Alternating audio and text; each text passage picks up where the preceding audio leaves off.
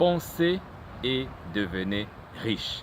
Bonjour, je suis Jean-Cyr Mekamedep, coach en développement personnel et professionnel, expert en éducation financière. Une question a été posée à un sage, un homme très important, il s'appelait Earl Nightingale. La question est la suivante. Monsieur Nightingale, quel est le problème des gens sur la terre aujourd'hui? C'est vrai qu'il y a beaucoup de problèmes qui nous agacent tous les jours dans la vie, mais on voulait connaître un peu la pensée de ce grand monsieur concernant un problème fondamental que le monde a aujourd'hui sur la planète Terre. Et sa réponse, c'est autour de ça que je voudrais que nous puissions mener une réflexion aujourd'hui. Et la voici. Le problème des gens, c'est que les gens ne pensent pas. Ça peut paraître simple comme réponse, mais lorsque vous tentez d'aller en profondeur, vous allez comprendre que le monsieur avait vraiment raison. Aujourd'hui, nous fonctionnons comme par automatisme. Nous ne prenons pas vraiment le temps de réfléchir. Le plus souvent, je rencontre des porteurs de projets qui me disent « Coach Cyr, j'ai un projet ». Mais lorsque je leur demande de m'envoyer le projet, ils n'ont pas un projet, ils n'ont qu'une idée. Aujourd'hui, beaucoup de gens vivent dans une situation financière pas intéressante. Mais ils ne prennent pas le temps de réfléchir et se poser surtout les bonnes questions. Comment puis-je faire pour changer ma situation financière, ma situation économique? Les gens peuvent tomber malades, mais ils ne se posent pas toujours cette question fondamentale. Le plus souvent, nous sommes animés par les on-dit. Un tel a fait ceci, un tel avait dit ceci. Je vais vous donner un cas concret pour vous permettre de bien comprendre le message que je suis en train de véhiculer dans cette vidéo. La semaine passée, je me retrouve dans un moyen en commun.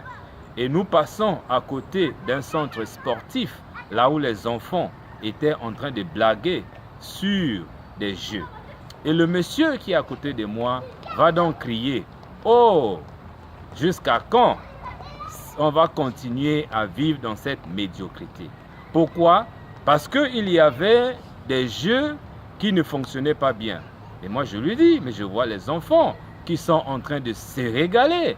Ce n'est qu'une bonne chose. De toutes les façons, d'ici là, on pourra améliorer. Dans le transport en commun, il y a un monsieur qui prend la parole. Il dit non, ça ne va pas changer. Ça va toujours être comme ça.